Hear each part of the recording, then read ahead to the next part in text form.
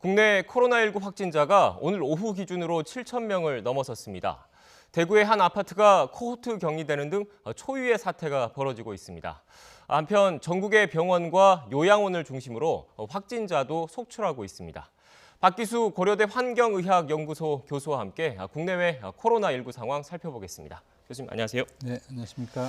먼저 코로나19 감염 상황부터 한번 좀 짚어보도록 하겠습니다. 일단 오늘 오후 기준으로 지금 확진자가 274명이 지금 추가됐습니다. 그래서 7,000명을 지금 넘긴 상태고요. 일단 일일 확진자 증가세는 약간 좀 주춤한 모습인 것 같긴 한데 그래도 일단 워낙 그동안에 많은 신규 확진자가 나왔기 때문에 이렇게 상대적으로 좀 적어 보이는 거지 아직도 만만치 않은 상황은 맞는 거죠? 그렇습니다. 지금 오늘 안타깝게는 7,000명이 넘었고요. 네. 근데 다행인 것은 지난 날 29일 900명대로 하루 확진자가 생각을 했는데 이제 네. 600명, 400명, 500명 가다가 어쨌거나 지금 이제 400~500명대에서 멈추고 있어서 다행이긴 합니다. 네.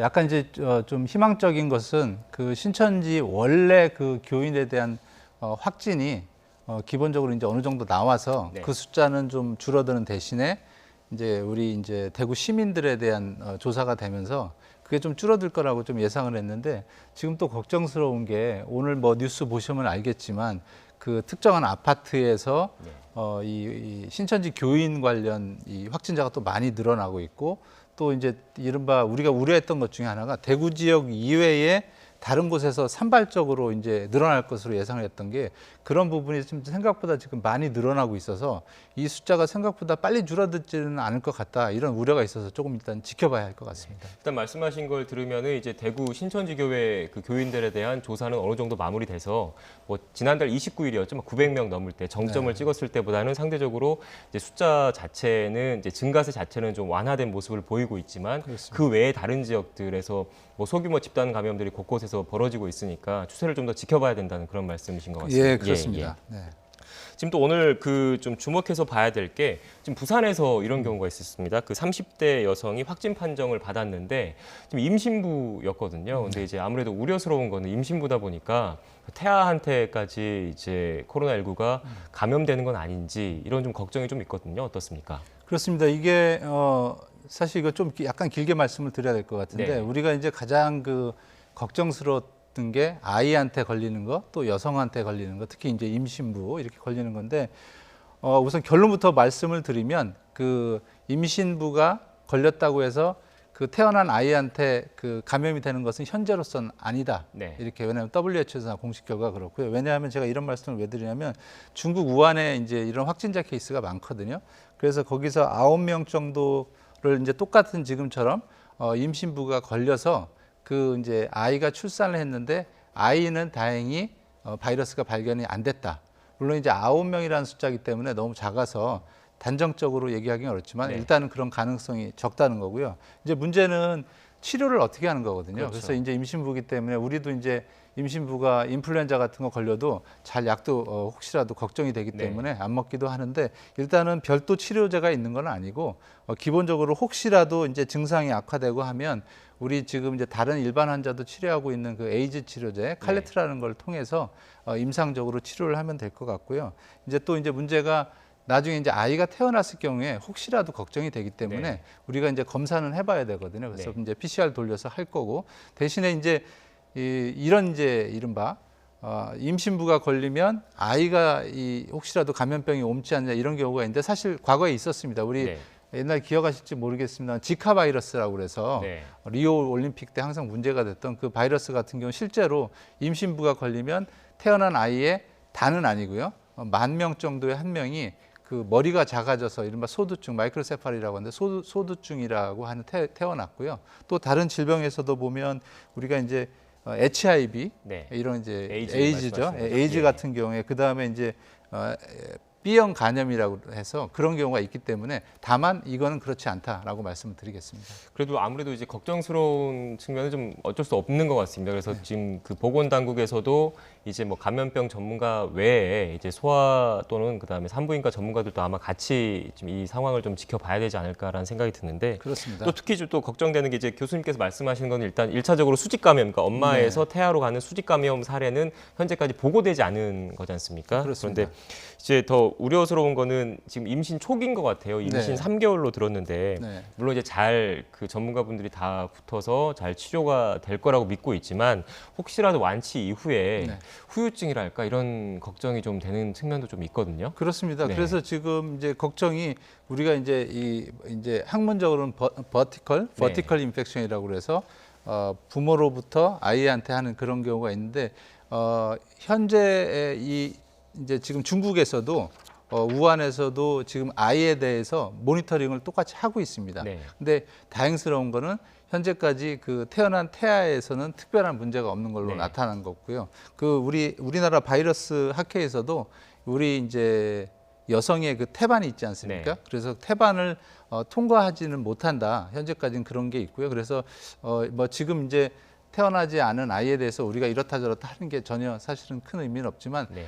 현재까지는 또 이 임신부라는 것이 이제 걱정이 많이 되거든요. 그렇죠. 그래서 사실 걱정이 더 무섭기 때문에 네. 너무 걱정하지 마시고 일단 잘 그 원래대로 관리를 하시는 게 제일 중요하다고 할 수 있겠습니다. 네, 그 교수님 말씀처럼 지금 이제 그 각 전문가 분들이 이제 같이 이제 이런 사례도 좀 봐야 되고 하니까 이제 완치할 수 있도록 아마 임신부 곁에서 아마 그 치료를 하지 않을까 싶습니다. 그래서 좋은 결과가 나오기를 이제 기대해 보겠습니다. 예, 그래서 네. 혹시라도 몰라서 지금 고위험군으로 네. 해서 별도 치료를 잘 할 것으로 예상이 네. 됩니다.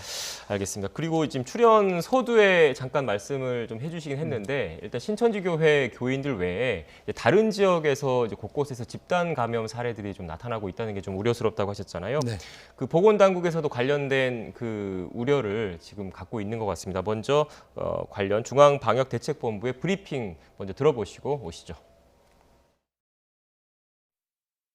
전국적으로 집단 발생의 연관성을 확인한 경우가 약 73%입니다. 기타 산발적인 발생 사례 또는 아직도 조사가 진행 중인 사례가 나머지 27% 정도 됩니다. 전체적으로 주요 집단 발생 사례 중에 신천지와 관련된 것이 다수를 차지해서 세부적으로는 63.5%가 전체적으로 신천지와 신천지 교도와 신도들과 관련이 돼 있고 다만 아직도 신규 사례 또 조사가 진행 중인 사례들이 있기 때문에 전체 규모는 더 늘어날 가능성이 있습니다. 네, 지금 중앙방역대책본부 브리핑 들어보셨는데요. 일단 오늘 지금 질병관리본부 자료를 봐도 전국적으로 이제 전체 확진자 가운데 73% 정도가 집단 발생과 연관성이 있다라고 일단 통계적으로 나왔습니다. 일단 집단 감염이 늘고 있다라는 거, 이거 어떻게 해석을 좀 해야 될까요? 우선 그 집단 감염이 느는 건 뭐 어떻게 보면은 참 죄송한 얘기도 한데 당연한 거고요. 근데 이 문제가 되는 게 우리가 지금 사회적 거리두기를 하고 있지 않습니까? 네. 하고 있어서 일반적으로 일어날 수 있는 뭐 큰 식당이나 전에처럼 PC방 이런 데서 지금 일어나기보다는 주로 집단 감염의 양상이 취약층한테 나타나고 있습니다. 네. 예를 들면은 지금 요양병원이나 병원들에서 나타나고 있는 게 큰 문제고 이게 왜 문제냐면 기본적으로 병원이나 요양시설 같은 경우에는 그러니까 이른바 건강이 약하신 분들이 있기 때문에 거기로 바이러스가 침투하게 되면 기본적으로 기저질환이 있기 때문에 사망률을 높이게 되고요. 네. 사망률이 높이게 된다는 거는 일반인들도 보기에도 사망자 숫자가 늘어나면 굉장히 불안하거든요.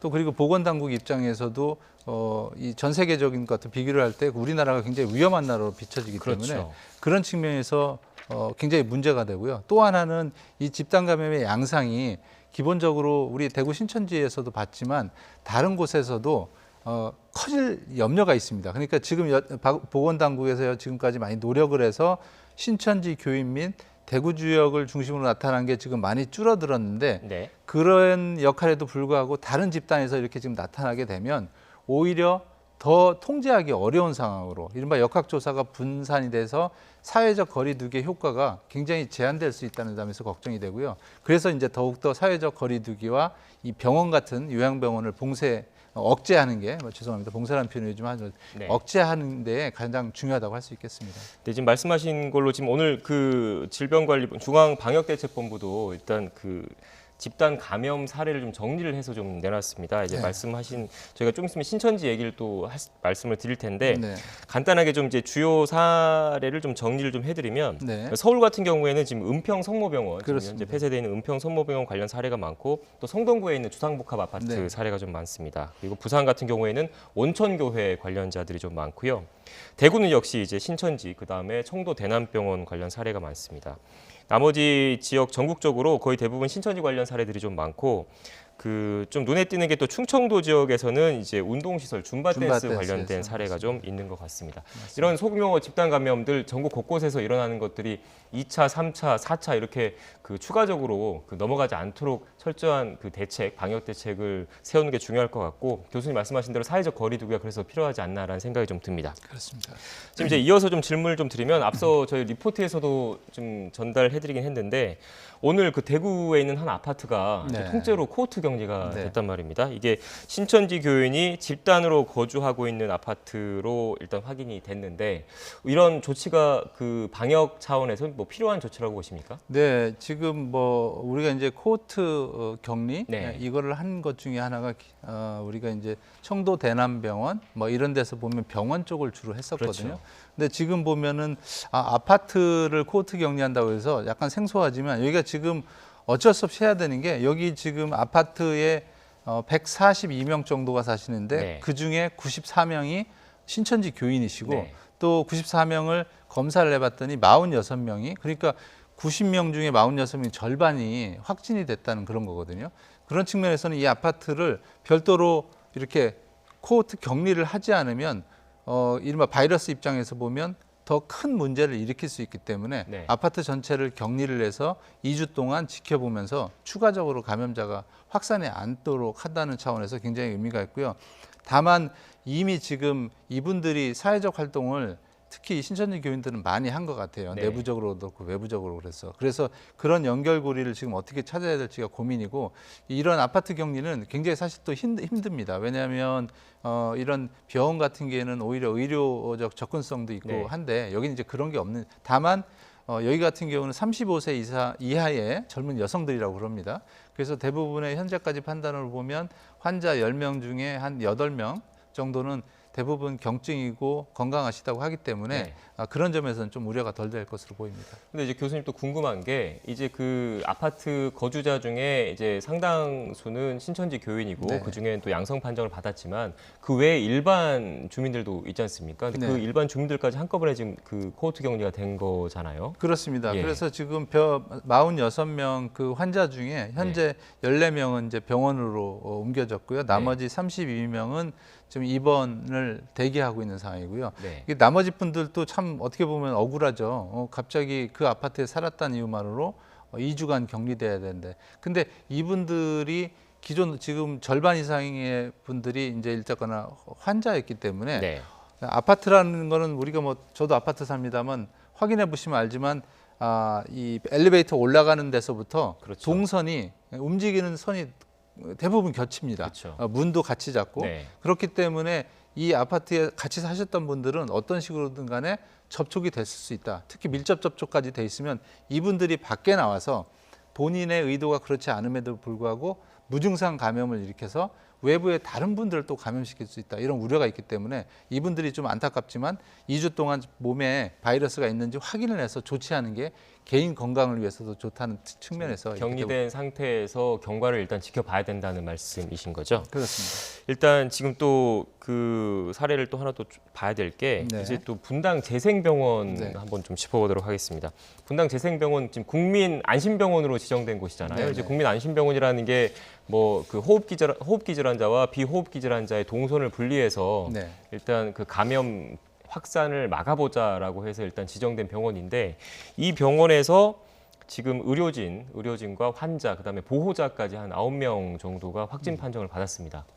특히 국민안심병원이어서 네. 더 우려가 큰데 왜 이런 일이 발생했고 또 어떻게 앞으로 대처해야 될지. 저도 우려스러운 게 네네. 이게 이제 이 메르스 때도 그랬고 이 국민안심병원이 뭐냐면 기본적으로 메르스도 그렇고 코로나19도 그렇고 이 바이러스이기 때문에 네. 병원에 가면 다른 이른바 기저질환이 있는 분들 우리가 그래서 이제 지금 말씀하신 대로 앵커님 말씀하신 호흡기와 비호흡기를 분리를 해서 호흡기 환자가 만성질환 환자를 접촉을 안 하게끔 하는 건데 그렇죠. 어쨌거나 지금 이 분당재생병원에서는 하루 왕래객만 해도 5천 명 가깝다고 하는데 네. 바이러스가 암 환자입니다. 암 환자이기는 이분들이 최초가 아닐 수도 있고 한데 그래서 이제 안심병원에서조차 불안한 상황이 연출됐다는 겁니다. 네. 그래서 근데 이게 사실은 문제인 게 이 바이러스의 특성이 특히 이제 확인은 해봐야 되겠지만 네. 무증상으로 감염을 시킬 수 있기 그렇죠. 때문에 그런 측면에서 지금 의료진까지 이제 감염이 된 상황이어서 더욱 안타깝고 이제 이 재생병원장도 이런 얘기를 했고 이 질병관리본부 본부장께서도 이런 얘기를 했지만 네. 이 안심병원에 노력을 했을 겁니다. 나중에 따져봐야 되겠지만 네. 근데 문제는 더 큰 문제는 뭐냐면 지금 현재 안심병원이 오늘까지 기준으로 한 303개 정도 네. 이렇게 돼 있습니다. 근데 이것 때문에 이런 뉴스가 많이 나가면 안심병원도 불안하니 이제 안심병원도 못 가겠다고 안 가게 되면 더 큰 문제가 발생을 그렇죠. 한다. 네. 그래서 이 안심병원의 문제를 그냥 하나의 어떤 특징적인 일반화될 게 아니라 그런 거로 생각하시고 나머지 302개의 안심병원을 이른바 자기 호흡기에 문제가 있다면 꼭 가셔서 네. 그쪽에서 치료를 받는 걸 꼭 권하고 싶습니다. 그러니까 일단은 그게 고민인 것 같습니다. 현재 코로나19 바이러스 같은 경우에 무증상 감염이 있기 때문에 이게 지금 증상이 없는 상태에서 갔는데 그 안심병원에 갔는데 나중에 확진 판정을 받으면 사실 어떻게 보면 보건당국도 그렇고 의료진 입장에서는 참 난감한 그렇습니다. 상황일 것 같습니다. 근데 그렇다고 해서 지금 국민안심병원이 그 호흡기 질환자와 이제 비호흡기 질환자를 분리한 건데 네. 이제 이 상황에서 그마저도 분리를 안 하면 네. 더 큰 혼란이 있을 수 있으니까 교수님 말씀처럼 일단은 그 몸이 아프시거나 뭐 호흡기 질환자가 있으면 그래도 우선은 병원에 찾아가서 진단을 받으신 게 낫다는 말씀이신 것 같습니다. 예, 네. 그렇습니다. 제 기능은 유지는 되고 있다. 네네. 그렇게 좀 생각을 하시면 좋을 것 같습니다. 네, 또 이제 이어서 좀 질문을 좀 드리면 지금 분당재생병원 아까 교수님께서 말씀하셨지만 하루 외래 환자가 지금 수천 명에 이르는 상급 그 종합병원이지 않습니까? 네, 이제 네. 강남 그 분당 지역에 그 어떻게 보면은 이제 거점 병원이라고 할 수 그렇습니다. 있고 또 서울 쪽 서남부 쪽에 고양시까지 포함해서 은평 성모병원 같은 경우에 지금 폐쇄된 상태인데 어떻게 보면 서울 서남부 한 150만 명 안팎의 그 상급 종합병원이라고 합니다. 근데 문제가 일단 그 감염 확산을 막기 위해서 병원을 일단 닫아야 되는 일단 상태잖아요. 근데 또 그와 별개로 이제 코로나19 외에 다른 그 질환을 가지고 있으신 분들, 네, 특히 상급 병원이기 때문에 중증 질환자들이 많이 있으실 거잖아요. 그로 인해서 뭐 의료 공백이랄까 이런 그 우려도 사실 나오는 측면이 좀 있는데 어떻게 보세요? 그게 지금 실제로 일어나고 있죠. 네. 왜냐하면 우리가 이게 참 안타까운 현실인데 우리나라의 의료 자원이라는 게 기본적으로 이미 제한적입니다. 그러니까 의사가 10만 명, 그다음에 간호사가 30만 명, 우리나라의 의료기관이 6만 6천 개, 그중에 의원들 빼면 대형 의료기관은 3천 개 정도 되고요. 병상수는 또 이렇게 제한이 돼 있고. 네. 근데 이런 한정된 의료 자원 중에 코로나19를 통한 지금 자원이 너무나 많이 할당이 돼 있습니다. 네. 특히 지금 안타까운 게 코로나19로 인해서 의심자가 확진자가 지나간 응급실은 기본적으로 지금 폐쇄를 하는 상황이 되기 때문에 네. 기존 호흡기 질환자 또 일반의 이제 만성 질환자 특히 이번 이제 암 환자 이런 부분에서 제대로 지금 케어가 안 되는 상황이기 때문에 네. 이 코로나19 걸린 분한테는 좀 안타까운 얘기지만 기존 이 환자도 지금 사실은 이게 뉴스에는 안 나오지만 안타깝게 되는 상황도 분명히 연출이 될 겁니다. 네. 그래서 어떤 식으로든지 간에 그래서 지금 이제 병원이나 이런 격리 지침을 조금 완화를 하는 게 네. 코로나19 상황을 보니까 메르스나 이런 것처럼 그렇게 치명적이지는 않다. 다만 전파력은 좀 빠르다. 그래서 이 초점에 맞춰서 코로나19 경증 환자의 경우는 병원에 가는 것 대신에 생활치료센터로 좀 가고 코로나 중증 환자만 병원에 입원하시고 또 다른 중증 환자들이 와서 같이 좀 공평하게 치료받을 수 있는 그런 게 지금 필요하고요. 실제로 좀 그런 게 정부의 보건당국의 생각일 겁니다. 알겠습니다. 마지막으로 질문 하나 좀 드리겠습니다. 지금 현재 그 코로나19 관련해서 우려가 큰 게 결국 딱 맞는 치료제가 없기 때문에 지금 우려가 사실 큰 거지 않습니까? 네. 지금 국내 연구진이 뭐 관련돼서 항체를 찾아냈다라는 얘기도 들리고, 네. 근데 또 이제 문제가 그 돌연변이가 계속 나오고 있다라는 얘기도 좀 들리는 것 같아요. 네. 이 돌연변이가 나타나면 뭐 어떤 특성이 되는지 또 네. 그 코로나19 관련된 백신, 이 네. 치료제는 언제쯤 개발될 수 있을지. 우선 그 돌연변이가 이게 항상 이 뉴스에 메르스 돌연변이 나왔다, 코로나 돌연변이 나왔다 하면 이게 국민들 입장에서는 너무 이제 걱정이 큰 거예요. 그렇죠. 근데 이게 지금 발단을 제가 보니까 중국하고 과학 전문지 확인을 해봤더니 중국에서 이제 103명 정도를 대상으로 해서 우리가 이제 바이러스 조사를 합니다. 우리나라에서 하고요. 조사를 해봤더니 두 가지로 스트레인, 그러니까 분류가 나온다는 거고요. 그게 네. 이제 L형, 뭐 S형 이렇게 표현이 되는데 두 개의 아종이 발견이 됐다는 거고, 그 L종이라는 거는 원래 우한 지역에 L형이라고 하는데 일반적으로 한 70%가 L형인데 네. 또 S형이라는 게 있고, 그래서 이제 70% 새로 나온 이거는 좀 공격적이다, 바이러스가. 그리고 이 다른 거는 공격적이지는 않지만 좀 더 전파력이 강하다, 이런 우려가 있는데, 기본적으로 99.8%가 같다 틀리다고 하는 건 이런 경우는 우리 바이러스 질병관리본부에서도 얘기를 했지만 일부 변이가 있는 건 사실입니다. 다만 바이러스를 통해서 우리가 백신을 만드는 과정에 이른바 백신 스트레지라고 하는데, 거기에는 아직까지 큰 영향을 미치는 조건은 아니다. 다만 조사는 해봐야 된다는 거고요. 그다음에 이제 백신은 사실은 짧게 결론부터 얘기하면 아직 단계가 100m 달리기를 할 때 이제 신발 끈 매고 있는 수준이다. 그래서 그거를 너무 기대할 필요는 없다. 왜냐하면 1상, 2상, 3상, 허가 이런 지난한 과정이 있기 때문에 백신에 너무 기대를 많이 하고는 좀 어렵다. 대신에 치료제는 조금 빨리 나올 수 있다. 이렇게 말씀을 드리고 싶습니다. 알겠습니다. 치료제가 좀 빨리 나와서 코로나19 사태가 이제 그 수습 국면으로 좀 들어갔으면 좋겠습니다. 지금까지 박기수 고려대 환경의학연구소 교수님과 함께 말씀 나눠봤습니다. 교수님 고맙습니다. 감사합니다.